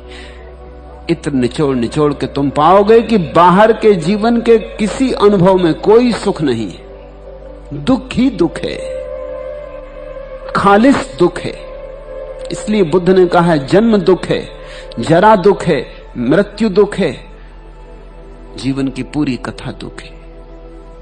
जीवन में दुख छिपा है, ऊपर ऊपर सुख के आभूषण है, भीतर भीतर दुख के घाव है। ऊपर ऊपर सुख के सुंदर वस्त्र है, भीतर भीतर बड़ी अंधेरी रात है। जिस दिन ऐसा दिखाई पड़ जाता है कि बाहर दुख मात्र है, जिस दिन ऐसी प्रतीति होती है कि बाहर दुख मात्र है, फिर कहां जाओगे?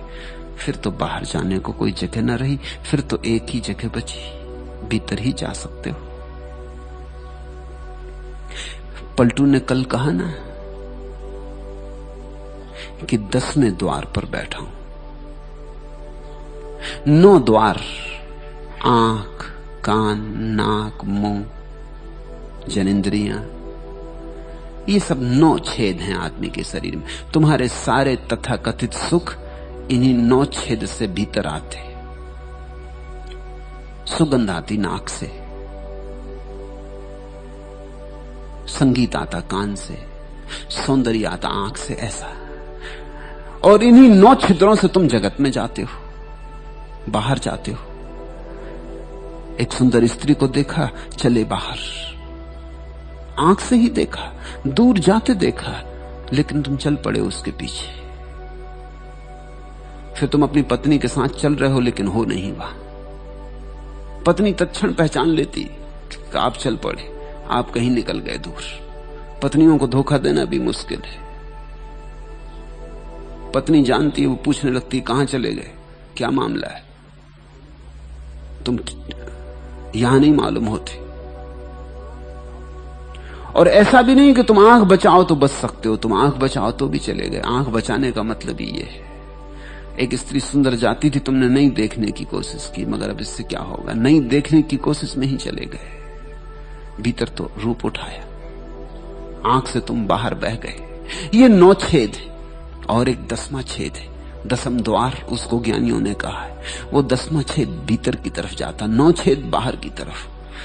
संसार के पक्ष में तो 9 मार्ग हैं, इसलिए लोग संसार में सुगमता से चलते हैं। रास्तों पर रास्ते हैं, ये चूके तो दूसरा, दूसरा चूके तो तीसरा। यहां कई पटरियां इकट्ठी दौड़ती हैं, यहां 9 पटरियां इकट्ठी दौड़ रही। इस ट्रेन में न मिले जगह तो दूसरे में मिल जाती, कहीं न कहीं मिल ही जाती। लोग दौड़ते रहते, कोई संगीत का दीवाना है, कोई रूप का दीवाना है, कोई काम का दीवाना है, कोई धन का दीवाना है। दीवाने ही दीवाने, और हर एक ने अपनी अपनी पटरी पकड़ ली। भीतर जाने का मार्ग सिर्फ एक है, एकमात्र है। उसे ध्यान कहो, भक्ति कहो, या जो भी नाम देना हो, होश भीतर जाने का मार्ग है। सुरति वो एक ही है। 9 मार्गों से जाओगे तो 3-13 हो जाओगे, हो ही जाओगे, क्योंकि 9 मार्गों पर भागना पड़ेगा। बिखर जाओगे, खंड खंड में टूट जाओगे। एक हिस्सा इस पटरी पे दौड़ेगा, दूसरा हिस्सा दूसरी पटरी पे दौड़ेगा। एक हाथ एक ट्रेन में चढ़ गया, एक पैर दूसरी ट्रेन में चढ़ गया। ऐसी हालत है आदमी की, खंड खंड, टुकड़े टुकड़े, अंग भंग। तुम पूरे पूरे एक ट्रेन में भी कहां बैठे हो, क्योंकि जो धन की ट्रेन में बैठा है वो पद की ट्रेन में भी बैठा है। वो सोचता है धन कमा के चुनाव लड़ लेंगे। जो पद की ट्रेन में बैठा है वो सोचता है एक दफे दिल्ली पहुंच जाए तो सारी सुंदर स्त्रियों को इकट्ठा कर लेंगे, फिर क्या अड़चन है, फिर कौन रोकने वाला है। तुम एक ही ट्रेन में भी नहीं हो, क्योंकि बाहर जाने वाली यात्रा एक ही ट्रेन में हो भी नहीं सकती। यहां इतनी ट्रेनें जा रही, तुम कैसे चूको, सभी को भोग लेना चाहते हो। तो आंख कहीं चढ़ गई, कान कहीं चढ़ गए, हृदय कहीं बैठा, सिर कहीं बैठा, एक पैर कहीं, एक अंग कहीं, ऐसे तुम खंड खंड हो गए। ऐसे आदमी बिखर जाता, छितर जाता टुकड़ों टुकड़ों में। यही तो संताप है, यही तो चिंता है। इनमें द्वंद्व हो जाता है, एक पूरब जा रहा है, एक दक्षिण जा रहा है। अनेक घोड़ों पर सवार हो गए, अब फांसी लगी, अब बड़ी अड़चन होती, क्योंकि तुम एक हो और तुम अनेक घोड़ों पर कैसे सवार हो सकोगे। होगे तो झंझट में पड़ोगे, टूटोगे, विक्षिप्तता आएगी। जितनी मनुष्य की वासनाएं बढ़ती जाती, उतनी विक्षिप्तता आती जाती, उतना जीवन का संगीत शून्य हो जाता, बेसुरापन हो जाता, भीतर की तालबद्धता टूट जाती। वो एक तारा फिर नहीं बचता। वो एक तारा है। फकीर के हाथ में तुमने एक तारा देखा ना, वो बहुत तारों वाली वीणा नहीं बजाता है। बहुत तारों वाली वीणा तो संसार में ले जाती। फकीर तो एक तारा बजाता है, उसमें एक तार है, वो 10म द्वार की खबर देता है। वो तो एक को ही याद करता है, वो बहुत से प्रेम नहीं करता, वो एक को ही प्रेम करता है। इसलिए पलटू ने कहा पतिव्रता, भक्त तो पतिव्रता होता है। उसने तो एक को पकड़ लिया, उसने सबको छोड़ दिया। और एक साधे सब सधे, सब साधे सब जाए। संसार में जाने वाला आदमी धीरे धीरे सब खो देता है, स्वयं में जाने वाला सब पा लेता है। तुम अपनी हालत देखो। मैं जो कह रहा हूं केवल तथ्य की बात कह रहा हूं। न तो ये कोई काव्य है, न ये कोई दर्शन शास्त्र है। यहां सिद्धांतों में कोई रस्सी नहीं है। मैं तुम्हें कोई शास्त्र नहीं समझा रहा हूं। मैं तुम्हें सिर्फ इतना कह रहा हूं, जरा अपने जीवन के पन्नों को गौर से पलट कर देखो। मैं तुम्हें गीता पढ़ने की सलाह नहीं देता, न वेद पढ़ने की, न कुरान पढ़ने की। वो तुम समझोगे नहीं। जिसने जीवन के जीवंत शास्त्र को न समझा, वो कैसे वेद पढ़े, कैसे कुरान पढ़े। जो जीवन की अपनी कहानी को भी नहीं निचोड़ पा रहा है, वो मोहम्मद के वचनों से क्या पाएगा, वो कृष्ण के वचनों से क्या पाएगा। जीवंत परमात्मा तुम्हें चारों तरफ से घेरे खड़ा है और उसकी तुम्हें याद नहीं आ रही, तुम मुर्दा किताबों में उसे कैसे खोज पाओगे? हाँ, यहां खोज लो तो वहां भी मिल जाएगा। इसलिए मैं कहता हूं जीवन में पहले पढ़ लो तो फिर वेद पढ़ लेना, फिर बुद्ध की वाणी पढ़ लेना, फिर जिन वाणी पढ़ लेना, वहां भी पालोगे। यहां जो मिल गया तो वहां तो मिल ही जाएगा, यहां ना मिला तो कहीं भी नहीं मिल सकता है। मैं तुम्हें केवल तथ्य के प्रति जागने को कहता हूं, और तुम्हारे पास तथ्य है और तुम्हारे पास जागने की क्षमता भी है, होश भी है तुम्हारे पास, और तथ्यों का जमाव भी है। अब क्यों बैठे हो, निचोड़ क्यों नहीं लेते? थोड़ा इत्र निचोड़ो।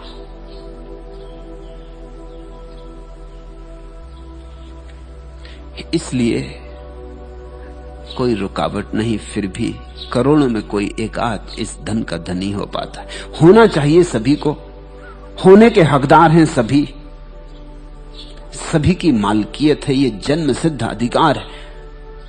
नहीं नहीं, ठीक होगा कहना स्वरूप सिद्ध अधिकार है, सबका अधिकार है, ये सबकी मालकियत। फिर भी तुम्हारी मर्जी, तुम इतने मालिक हो कि गुलाम बने रहना चाहो तो बने रह सकते हो। तुम इतने स्वतंत्र हो कि तुम गुलाम रहने को भी स्वतंत्र हो। तुम्हारी स्वतंत्रता असीम है, तुम्हारी स्वतंत्रता पूर्ण है।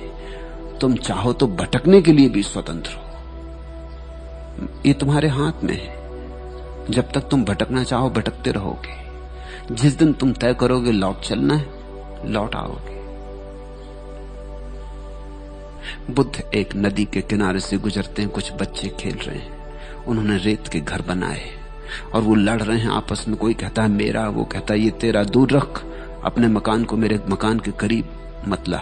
उन्होंने अपने अपने रेत के मकान के चारों तरफ रेखाएं खींच रखी हैं कि ये मेरा आंगन, ये मेरा बगीचा, ये मेरी सीमा, इस सीमा के भीतर कोई ना आए। उन्होंने अपने अपने नाम लिख रखे हैं अपनी अपनी सीमा के सामने, अपनी अपनी तख्तियां लगा रखी। और फिर भी बच्चे तो हैं, कभी भूल से किसी का पैर किसी के मकान में लग गया और रेत के मकान है वो गिर जाते, वो गिर गए तो मारपीट हो जाती। एक बच्चे का पैर किसी के मकान पर पड़ गया तो उसने बच्चा उसकी छाती पे चढ़ बैठा और उसने बाकी को भी कहा कि भाइयों तुम भी आओ और इसको दुरुस्त करो, इसको राह पर लगाओ। बाकी भी आ गए। न्याय का सवाल है, दूसरे के मकान पर कब्जा कर लिया, दूसरे का मकान गिरा दिया, और उनको भी तो अपने मकान बचाने हैं। ऐसे आदमी के खिलाफ उनको भी लड़ना ही पड़ेगा। उन सब ने मिलकर उसकी खूब मरम्मत की। यही तो हम करते। कोई चोर तुम्हारे घर में घुस गया तो तुम थोड़ी अकेले लड़ोगे, पड़ोसी भी आ जाते, क्योंकि उनको भी अपनी तिजोरियां बचानी। कोई तुम्हारी तिजोरी का थोड़ी सवाल है। ऐसे चोर अगर चोरी करने लगे तो कल उनकी तिजोरियों को भी खतरा है। कल के खतरे को देख के वो आज इसकी अच्छी मरम्मत कर देते। किसी का जेब कट जाए तो जिन जिन के पास जेब है वो सब जेब कतरे को पकड़ने में संलग्न हो जाते, क्योंकि ये संभावित खतरा उनके लिए भी है। उन सब बच्चों ने मिलकर उसकी खूब कुटाई की, दंड दिया। यही तो तुम्हारी अपराध और तुम्हारी दंड की व्यवस्था है। तुम्हारी कानून, तुम्हारी अदालतें क्या हैं, तुम्हारे नियम, तुम्हारे मजिस्ट्रेट, तुम्हारी पुलिस क्या है, जिन जिन को खतरा है। ऐसे दिन भर खेल चलता रहा। फिर सांझ हो गई। किसी ने आके, नौकर ने आके नदी के किनारे जोर से आवाज दी कि बच्चों अब घर चलो, तुम्हारी माताएं तुम्हारी राह देख रही हैं। अब सूरज भी ढल गया। बच्चों ने देखा कि हाँ सूरज ढल गया। वो तो खेल में तल्लीन हो गए थे, भूल ही गए थे कि दिन अब जा चुका, अब घर लौटने का वक्त आ गया। और तब क्या हुआ पता? बुद्ध खड़े देख रहे थे, वो देखते रहे। ऐसे जीवन को देखना चाहिए, सब अंगों में, सब दृष्टियों से, हर अनुभव से कुछ मिलता है। बुद्ध खड़े देखते रहे, वो चुपचाप सुनते रहे क्या हो रहा। वो बच्चे जो लड़ते थे एक दूसरे से, कहते थे मेरा तेरा, अपने अपने मकान की रक्षा करते थे, जिन्होंने एक बच्चे की कुटाई कर दी थी, वो खुद ही अपने मकानों पर कूदने लगे और उन्होंने अपने मकान खुद ही गिरा दिए और खूब हुल्लड़ मचा और सब रेत उन्होंने साफ कर दी। सब मकान पुछ गए, सब दीवारें गिर गईं, सब सीमाएं असीम में खोके एक हो गई। वो सब बच्चे घर की तरफ भागे। मां की याद आ गई, अब घर जाना है, सांझ हो गई। ठीक बुद्ध ने दूसरे दिन अपने भिक्षुओं से कहा ऐसा ही संसार है, रेत के घर, मेरा तेरा, बड़ी लड़ाई, बड़ी कलह, बड़ी द्वेष, बड़ी ईर्ष्या, बड़े संघर्ष, युद्ध, अदालतें, हत्याएं। और फिर एक दिन सांझ हो जाती, सूरज ढल जाता, मौत आ जाती और घर से खबर आती, फिर जाना पड़ता, सब यहीं पड़ा रह जाता। रेत के घर रेत में ही पड़े रह जाते। रेत के घर रेत के हैं, तुम्हारे कैसे? रेत में खींची गई रेखाएं कहीं खिंचती, हवा के झोंके आएंगे और रेखाएं पुज जाएंगी। कितने लोग यहां जमीन पर रहे और कितने लोगों ने यही खेल खेला जो तुम खेल रहे हो। इन्हीं मकानों में खेला, इन्हीं दुकानों में खेला, इन्हीं बाजारों में, इन्हीं पद प्रतिष्ठानों में। कितने लोग, कभी सोचोगे? करोड़ों करोड़ों, अरबों अरबों लोग सब जा चुके, उनकी सांझ आ गई, चले गए। तुम्हारी सांझ भी जल्दी ही आती होगी। अजहूं चेत गंवार, अब भी चेतो। जो सांझ आने के पहले चेत जाए वो समझदार। जो मौत के आने पे चेते वो तो बहुत देर हो गई, उसको फिर जन्म लेना पड़ेगा। जन्म में ही चेते तो फिर जन्म नहीं लेना पड़ता। मरते वक्त अगर चेते भी और ये ख्याल भी आए कि अरे मैं बेकार मेहनत करता रहा, अदालत, मुकदमा, ये वो झगड़ा, जहां सा कुछ सार नहीं, सब पड़ा रह जाएगा। ये सब पड़ा रहा जा रहा और मैं चला। मगर मरते वक्त चेते तो बहुत देर हो गई, बहुत देर हो गई, अब कुछ करने को ना बचा। अब कब ध्यान करोगे? कब करोगे पूजा अर्चन? कब करोगे प्रार्थना? अब तो जवान भी लड़खड़ा गई, आंखें भी मंदिम हो गई। भीतर की थोड़ी बहुत जो बुद्धि थी, ज्यादा तो थी ही नहीं, ज्यादा होती तो कभी के जाग गए होते। थोड़ी बहुत थी, ऐसी धुंधयाती धुंधयाती, धुआं धुआं भरी, वो भी और धुंधली हो गई। मौत की घबराहट देख के प्राणों में समा गई, रोआ रोआ कांप गया, बेहोश होने लगे। नए जन्म की तैयारी हो गई। जो बेहोश मरता है वो नया जन्म ले लेता है। जो होश से मर जाता है फिर उसका कोई जन्म नहीं। लेकिन होश से मरोगे कैसे? जब जागते जागते, मृत्यु के बहुत दिन आने के पहले भी तुम ये पहचान लोगे कि मौत आ रही और जीवंतों के। इस अनुभव की परिणति ही सन्यास है। इस अनुभव की परिणति कि संसार में सुख नहीं, सब रेत के घर घूले हैं। यहां बनाया बनता नहीं, मिट जाता है। जो मिट ही जाता है उसके लिए क्या झगड़ा, क्या फसाद, क्यों इतनी चिंता, क्यों इतनी व्यथा? और फिर मौत तो आ ही रही। जो छीन ही लेगी मौत, उसको हम भी क्यों पकड़े? जो मौत छीन लेगी उसे हम ही क्यों न छोड़ दें, पकड़ क्यों न छोड़ दें? और ध्यान रखना, जब मैं कहता हूं हम क्यों न छोड़ दें, तो मैं ये नहीं कह रहा हूं कि तुम दुकान छोड़ के भाग जाओ। भागोगे कहां? मैं ये नहीं कह रहा हूं पत्नी बच्चे छोड़ के भाग जाओ। भागने से सार क्या है? पकड़ छोड़ दो, पकड़ना छोड़ दो, और यहां भूल हो जाती। लोग पकड़ तो नहीं छोड़ते, जो पकड़ा था उसे छोड़ देते, मगर पकड़ जारी रहती। तो घर छोड़ दिया, आश्रम पकड़ लोगे, जाओगे कहां? पकड़ तो कायम रहेगी। पत्नी बच्चे छोड़ दिए तो शिष्य शिष्याओं को पकड़ लोगे, जाओगे कहां? उनसे मोह लग जाएगा, उनसे प्रेम लग जाएगा। वो मरेंगे तो रोओगे, वो छोड़ के चले जाएंगे तो लगेगा कि धोखा दे गया, मेरा शिष्य धोखा दे गया, जैसे मेरा बेटा धोखा दे गया। ये तो वही का वही खेल है। नाम बदल लिया, लेबल बदल लिए, जाल तो वही का वही है। इसलिए मैं नहीं कहता कि तुम जो पकड़े हो उसको छोड़ दो, मैं कहता हूं सिर्फ मुट्ठी खोल लो। जो भी पकड़े हो उसको अब पकड़ो मत। पत्नी अपनी जगह है, तुम मत पकड़ो। बेटा अपनी जगह, तुम मत पकड़ो। बेटा अपनी जगह भला है, ये मत कहो कि मेरा है। मेरा कहा कि पकड़ शुरू हुई, और छोड़ के भागने की भी कोई जरूरत नहीं। अपना था ही नहीं तो भागोगे क्या छोड़ के? छोड़ के भागने में तो वो भ्रम अभी भी कायम है कि मेरा था, छोड़ दिया।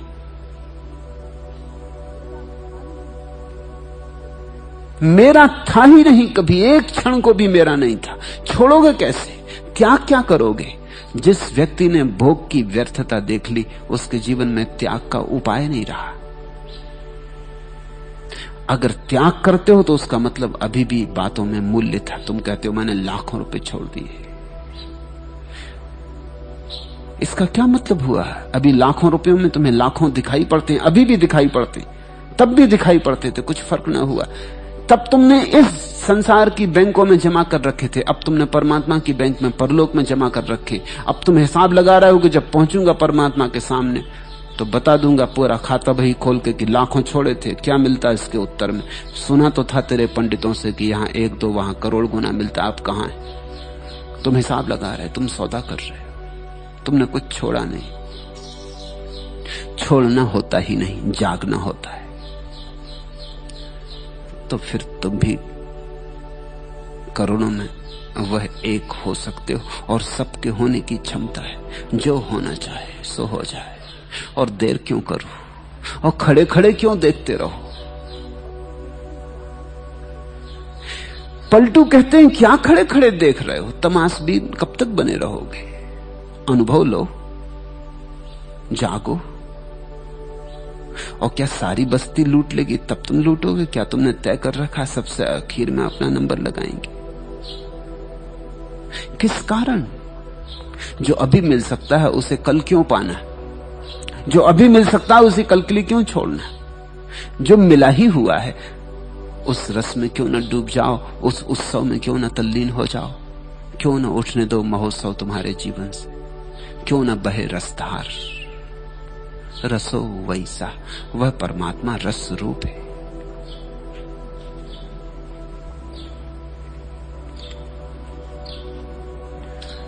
तीसरा प्रश्न भी दूसरे से संबंधित है, उसके साथ ही ले लें। तीसरा प्रश्न है, सन्यास का फल मधुर है, फिर भी सभी उसे क्यों नहीं चखते? कृपा करके कहिए।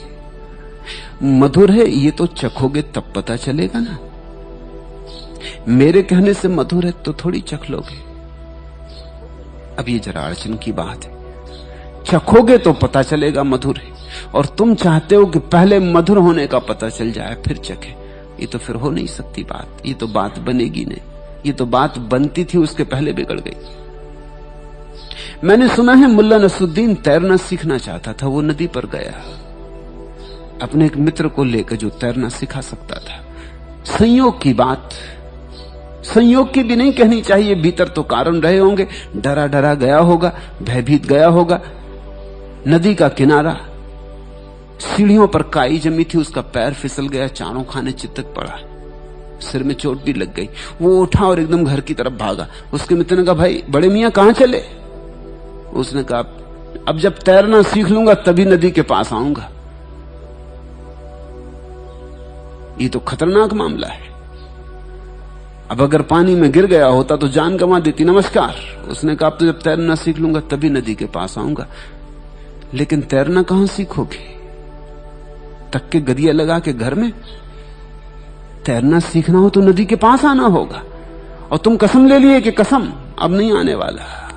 और मुल्ला की बात वैसे समझदारी की लगती है, अनुभवी की लगती है, व्यवहारिक बात है कि ये तो खतरनाक मामला है। जरा और चूके होते, पानी में पड़ गए होते तो आज मौत हो जाती। अब नदी से दूर ही रहूंगा, अब तो तैरना सीख लूंगा फिर आऊंगा। गणित की है, तर्क की है बात, शुद्ध तर्क है। लेकिन ये तो बात बनते बनते बिगड़ गई। ये तो शुरू से बिगड़ गई। ये तो कभी तैरना सीखेगा नहीं और कभी नदी के पास आएगा नहीं। तुम कहते हो सन्यास का फल मधुर है, फिर भी सभी उसे क्यों नहीं चखते? चखें तो पता चले। और तो कोई उपाय नहीं है। न चखोगे तो पता नहीं चलेगा, चख के ही तो पता चलता है।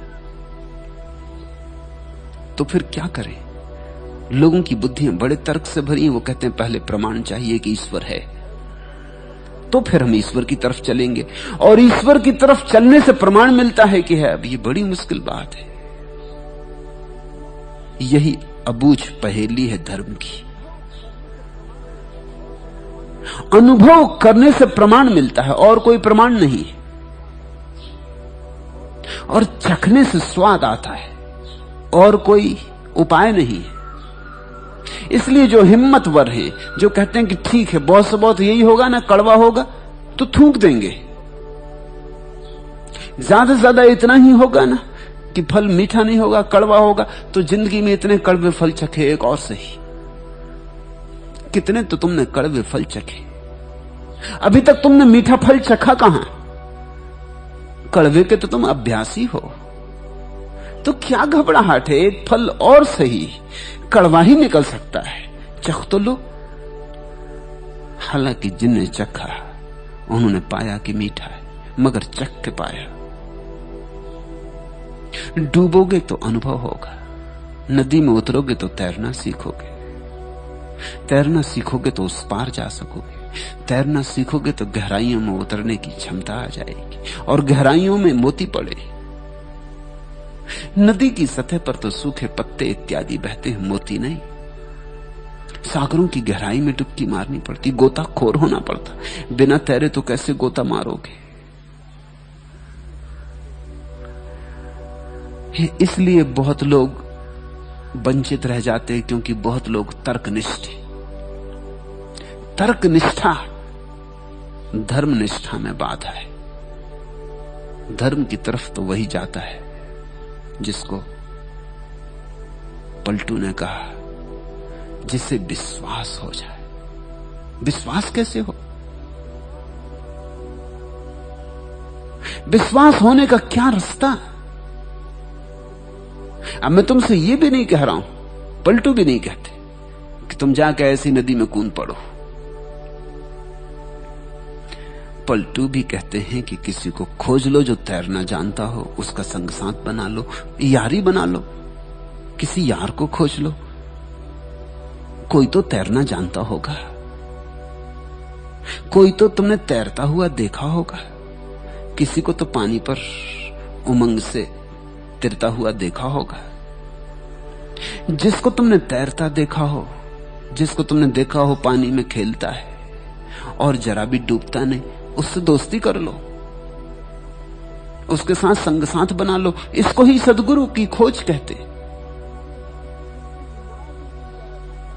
इसलिए पलटू कहते हैं, नाव भी मिल जाए तो क्या करोगे?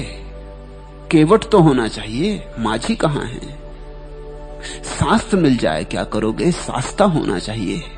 हाथ पकड़ने वाला कहां है? शास्त्र को तुम पकड़ सकते हो, तुम तो खुद ही डूबने वाले हो, तुम्हारे साथ शास्त्र भी डूब जाएगा।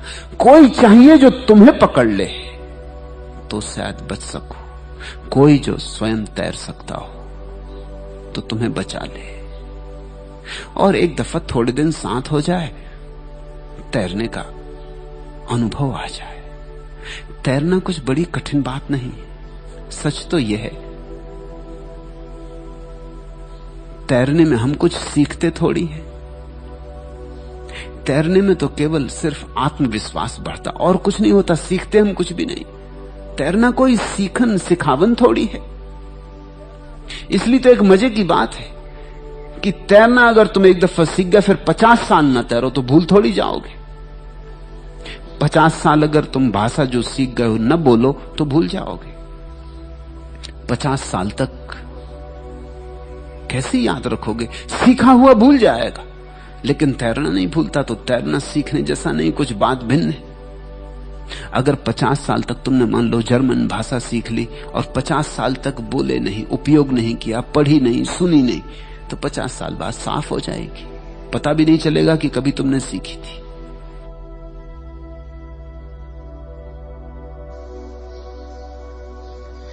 लेकिन तैरना 50 साल तुम तैरो ही मत। एक दफा तैरना सीख लिया, फिर नदी जाओ ही मत, सरोवर के पास जाओ ही मत। 50 साल के बाद भी पानी में उतरोगे, तैरोगे। फर्क है कुछ। ये बात स्मृति से संबंधित होती तो भूल गई होती, ये बात स्मृति से संबंधित नहीं। फर्क यह है कि तैरना तो हमें आता ही है, वो हमारा स्वभाव है। फिर हम नदी में डरते क्यों हैं? डरने का कारण है आत्मविश्वास की कमी। तैरना नहीं आता ऐसा नहीं। तैरने वाला क्या करता तुमने देखा?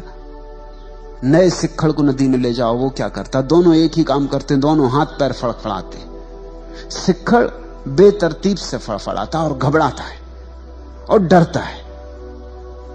सीखा हुआ भी हाथ पैर फड़फड़ाता है, व्यवस्था से फड़फड़ाता है, संगति से, और डरता नहीं और निर्भय फड़फड़ाता है, क्योंकि उसे भरोसा आ गया, वो जानता है।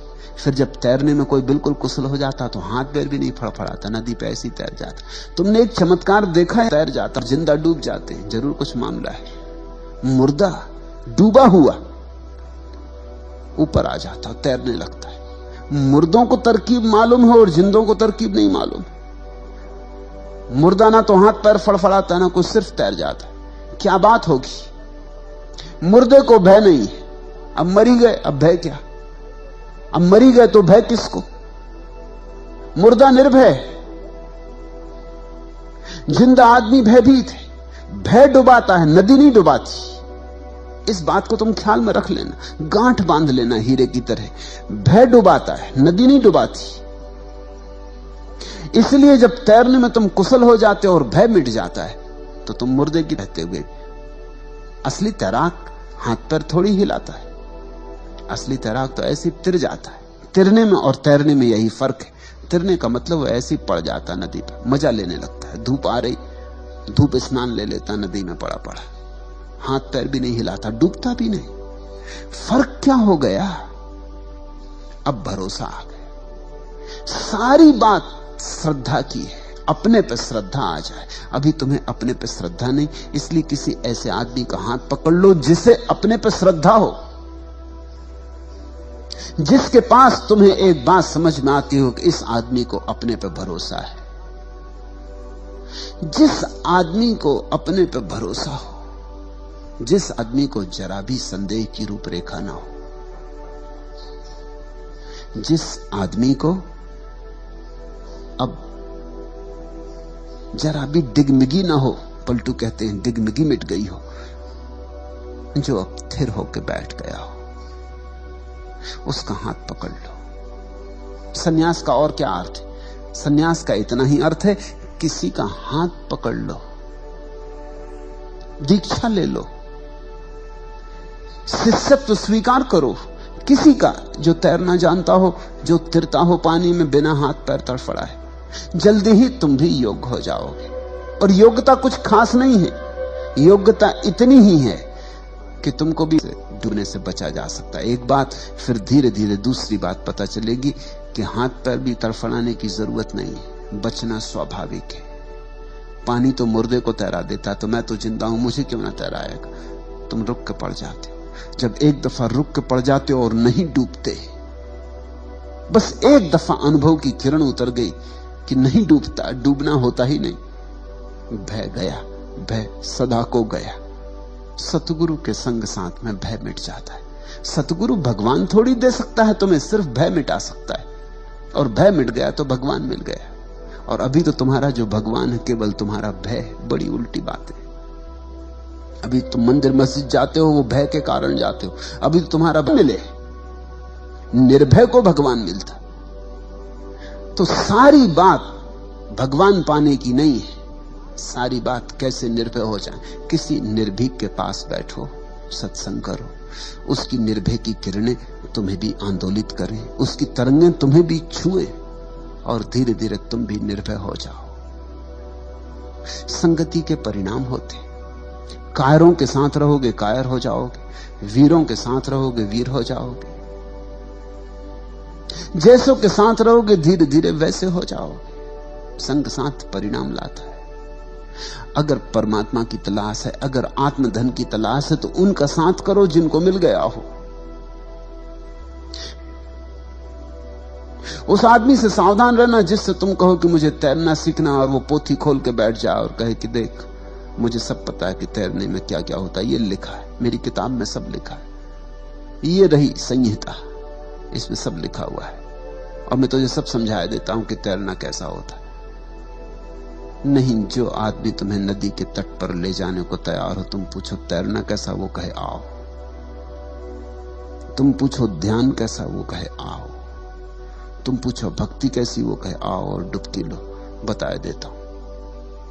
जिसका इंगित यथार्थ की तरफ हो।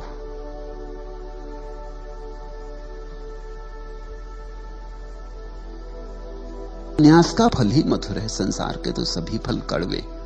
और अगर तुम्हें कड़वे लगते भी ना हो तो सिर्फ उसका कारण इतना है कि तुम्हारी जिह्वा अभ्यस्त हो गई, जड़ हो गई। ऐसा हो जाता है ना, पहली दफे काफी पियो तो तिक्त लगती, फिर कुछ दिन अभ्यास करते रहो इस आशा में कि ये तो सीखनी पड़ेगी, सुसंस्कृत आदमी और काफी ना पियो तो गंवारपन का लक्षण है, काफी तो सीखनी ही पड़ेगी। थोड़े दिन अभ्यास करते रहो, फिर काफी तिक्त नहीं लगती। पहली दफा सिगरेट पियो तो खांसी आती, आंख में आंसू आ जाते हैं, गले में अड़चन मालूम होती, बिल्कुल स्वाभाविक हो रही। लेकिन फिर ये देख के ये तो बड़ी कमजोरी की बात हो गई, और सिगरेट लिए जाओ अभ्यास, थोड़े दिन में शरीर स्वीकार कर लेता है इस अत्याचार को। धुएं को बाहर भीतर ले जाना, गंदे धुएं को, तमाकू के ज्वरग्रस्त धुएं को बाहर भीतर ले जाना, और धीरे धीरे तुम्हें रस आने लगता है। रस होता तो पहले दिन आ जाता, रस था नहीं, रस अभ्यास से बनाया जा रहा है। इसलिए मैं तुमसे कहता हूं कि परमात्मा का रस तो पहले ही अनुभव में आ जाता है, उसका अभ्यास नहीं करना होता। एक दफा मुड़ो भर